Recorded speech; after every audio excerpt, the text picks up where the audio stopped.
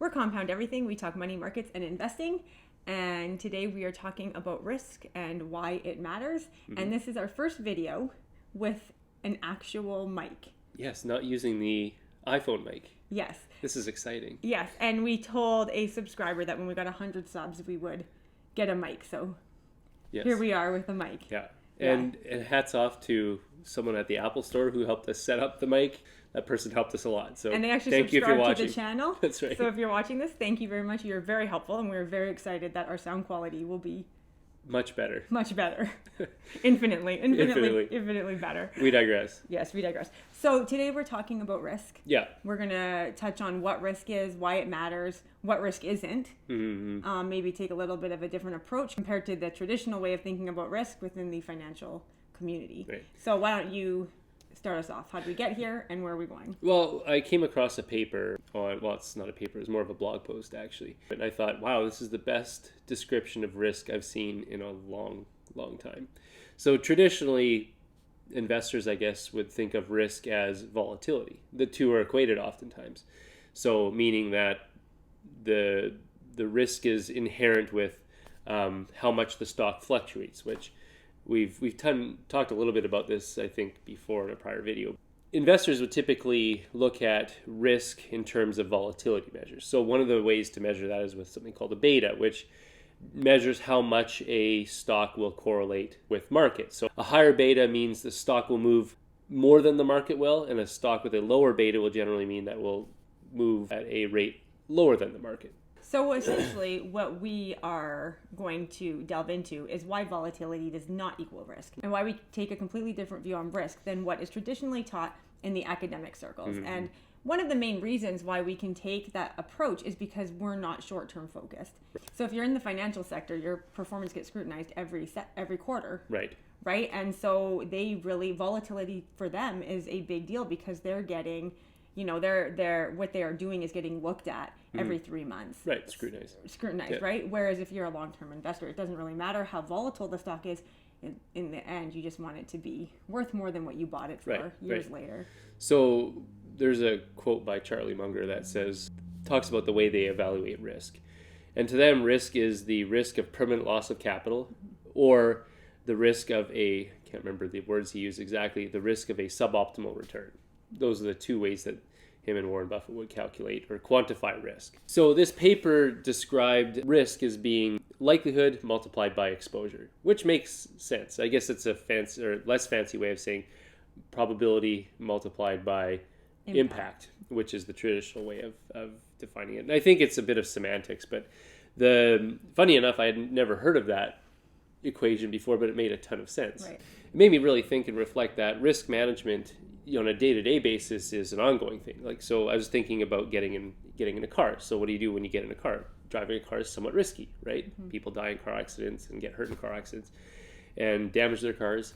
So what do you do? Well, you get in your car, you open the door, you put on your seatbelt, you close the door, and then you start driving. But as you're driving, you're doing continual risk management. Yes. So your primary risk management is getting in the car, fastening your seatbelt, closing the door, because, well, you don't want to follow your car, you don't want to go through the windshield if you get in an accident, etc. But you're also trying to prevent accidents as you go.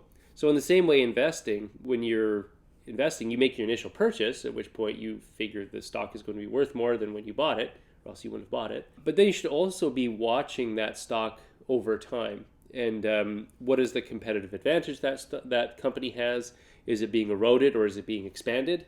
And so it's tantamount to a kind of an ongoing assessment of risk for your portfolio. And that was one of the biggest takeaways I took away from that article, is that he called it risk reduction rather than risk management. The reason he chose to change the terms, because it just is semantics, right? It's the same thing, is because when you're taught about risk management, the implication is that it's kind of a one-time thing. Right? You're just looking like, is this stock, is my portfolio diversified enough? Check. What's the beta on this stock? Right? But risk reduction gives you more of an idea that's ongoing, like you said. And that was a profound statement in this article, because he's saying you should always be checking. Every day you're asking yourself, what is happening? For instance, we are invested in Chinese stocks, right? So every day we're asking ourselves, right? What is the environment in China? Right. It's a much more volatile environment than where we are from, and we don't live there, right. So we have to look into it. Yeah. And we're constantly assessing what are their rules for business. Are their rules for business changing? And they did change in 2021. And so we had to step back and go, how does this tax on these businesses affect our investments? Right? Risk reduction. So we're constantly looking at, constantly fine-tuning, constantly thinking, what is the risk? And with that risk, what is the impact on my portfolio? Yeah. Being more risk focused in terms of what is my risk of possible loss, rather than looking at what is my potential for gain. Right. A lot of people like to focus on the reward. A reward is easy to define. That's partly why, right? Like when you're investing, what kind of reward are you looking for? Well, we're obviously all looking for a grand reward. We're all looking for 100 bagger, right? We're all looking for something that's going to 10x our money. So a reward's very easy to define. We all know that we want to make more money. That is the whole purpose of investing.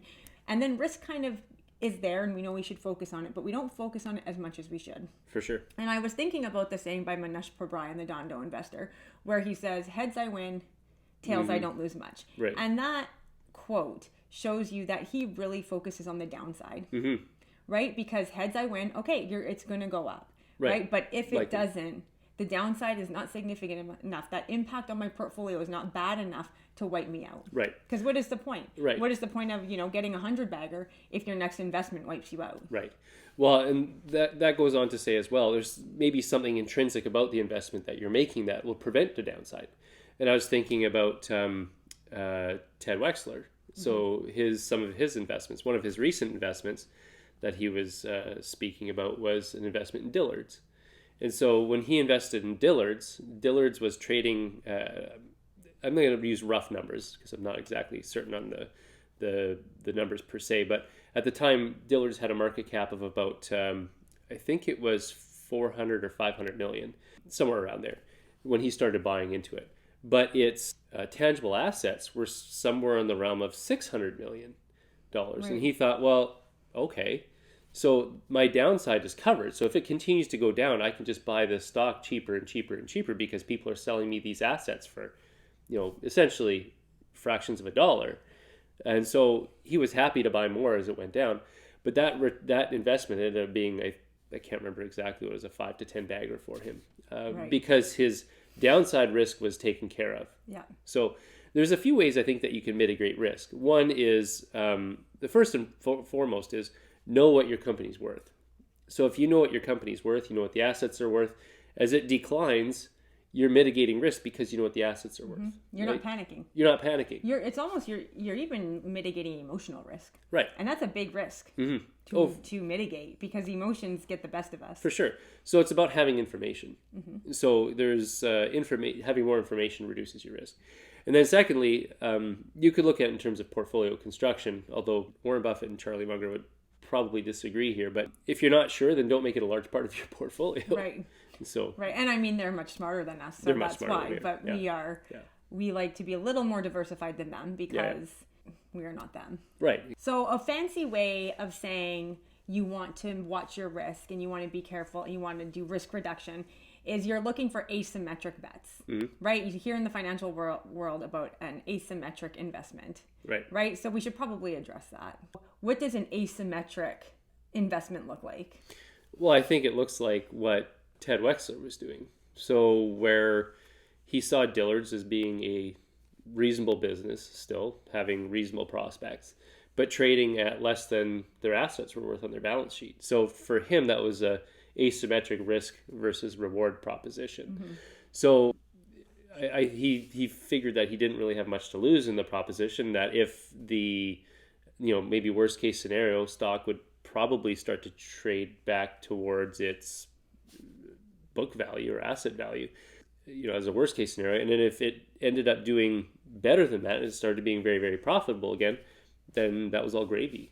Right. In my opinion, anyways, just kind of a real world example. Right. That is a real world example. And to make it even more simplistic for people who don't understand, because when I first started investing, I didn't know what they meant when they kept saying you're looking for asymmetric investments. The funny thing about that investment by Ted Wexler, and I don't know what the beta was of Dillard's at the time. He probably didn't care. I'm sure he didn't care, actually. One example I read that's really simplistic, but it makes a lot of sense when you're thinking of asymmetry is if you have a a fair coin, right? And you get $1 for heads and $1 for tails. That is a symmetrical bet. Right. It's a 50-50 chance you're going to win $1. It's a 50-50 chance you're going to lose $1. Yeah. But if I said you're going to win $1 for heads and lose $10 for tails, that's very asymmetrical. And then if I in a bad way. In a bad way. Yeah. And then if I flipped it, well, then you should take that bet because it makes a lot of sense. Well, that's going back to what the market was doing in 2021. Actually, that was an asymmetric bet in a lot of stocks in the wrong direction. Okay, there was one stock I was watching actually that fulfilled that criteria exactly. They make patches for skin biopsies, basically. So you stick this little thing on there and you rip it off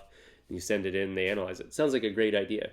But they were trading at valuations that were just absolutely ridiculous. So anyone who bought that stock at its high of somewhere around $80 was paying a premium to what the assets were at the time. So they were betting that things were going to continue and carry on.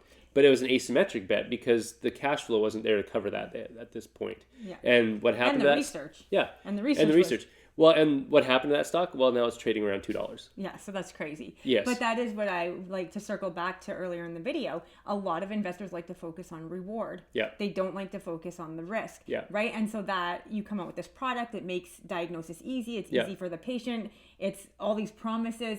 So the narrative is that it's going to revolutionize medicine. Right. And so, you're going into it because it's amazing and it's great. And the reward might be 100 bag or, maybe 1,000 times your money. Right. This is the next big thing. Yeah. And in that story and in that hype, you forget to look at all the risk, or you look at the risk and you downplay it. For sure. No question. Yeah.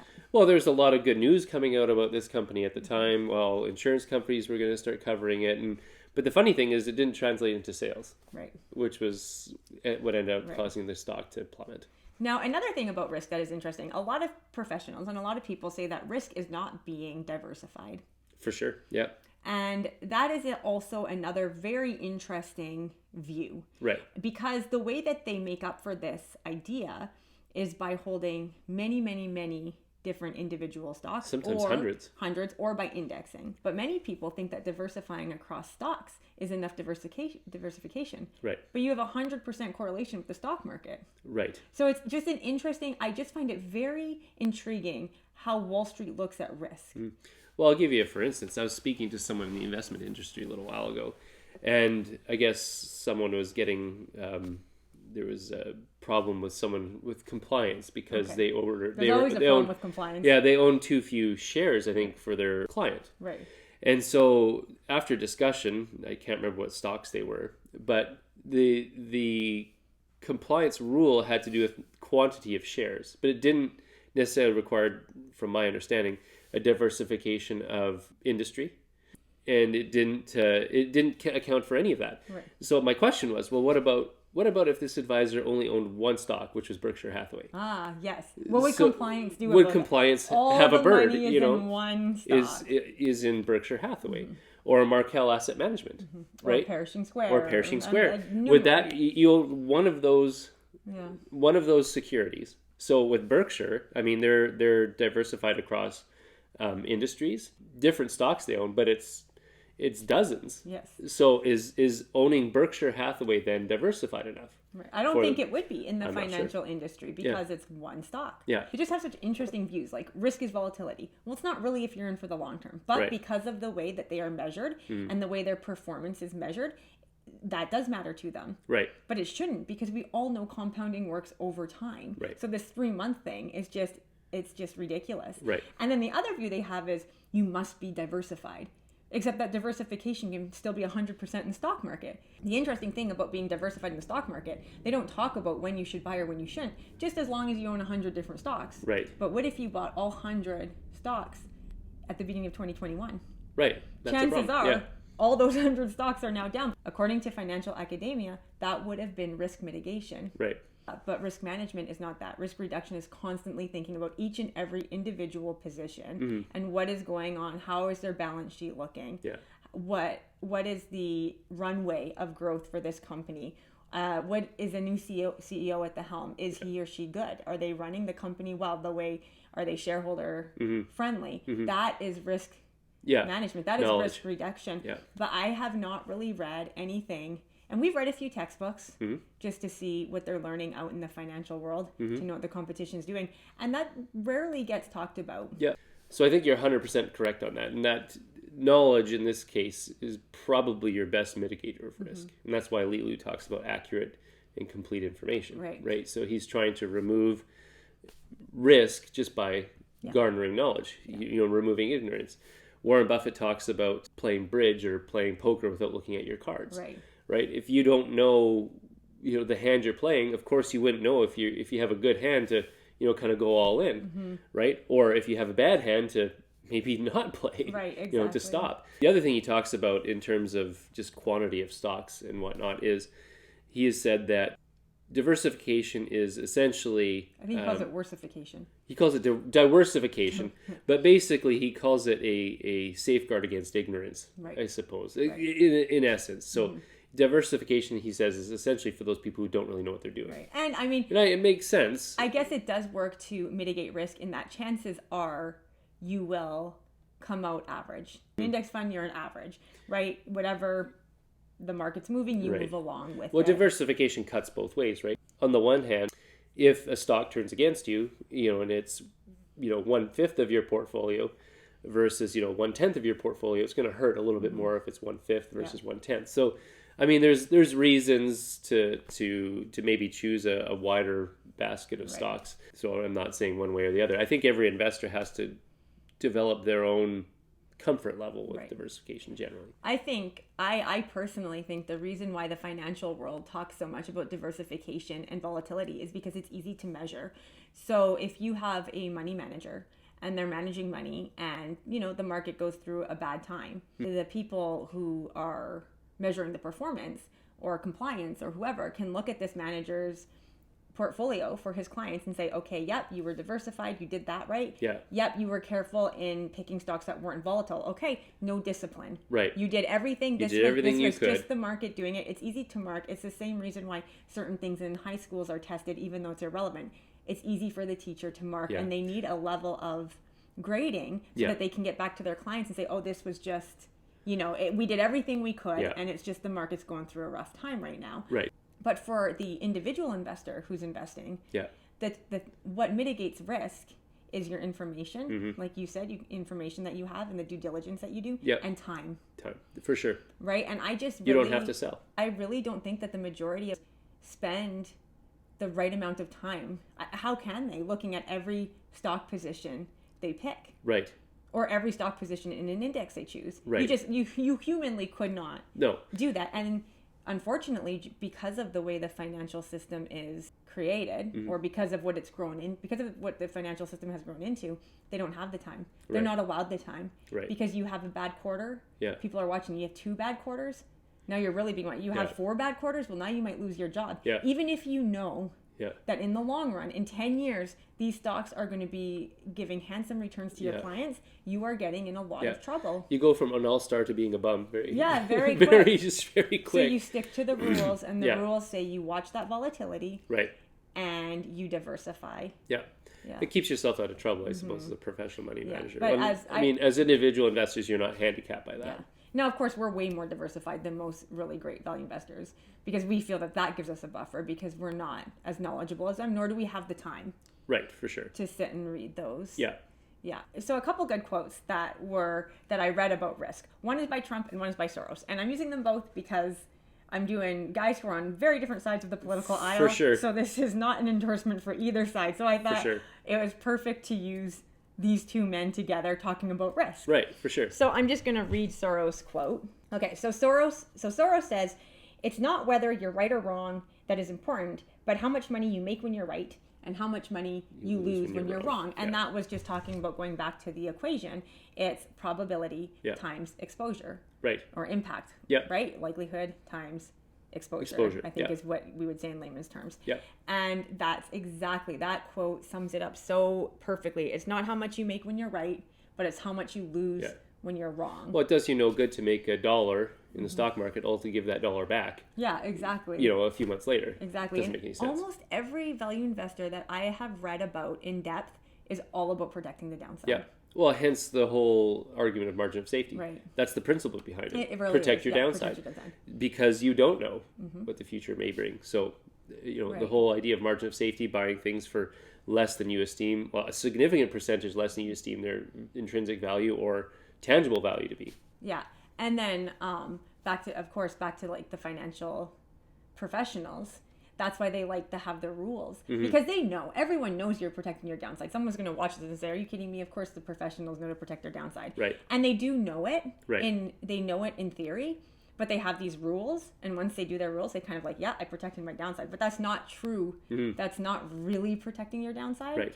And when you listen to these value investors, like you said, Lee Lu, the amount of study they do is just absolutely incredible. It's mind-blowing. Peter Lynch, like, it's crazy. Yeah. And then to quote Donald Trump, I didn't actually write his down, but it was something like, if you take care of the downside, the upside will take care of itself. For sure. So again, like Soros and Trump, that I think they just very wealthy men. Yeah. They've done well for themselves in different ways. Yeah. Also very loved and hated. Yeah. And they both have similar investing philosophy. Yeah. Watch the downside. Yeah. And the upside should take care of itself. Yeah. So I think that's a good place to end our discussion on risk today. Hope you find it helpful. If you have any questions or comments, always drop us a comment below. Yes. We always appreciate them. Yeah. Shout out to the person who helped us at Apple. Yeah. This video, I'm sure, is just infinitely better in sound quality. So if you're watching, thank you very much. Yeah. If you can like and subscribe to this video, that would be great because it helps our channel. And we'll see you next week.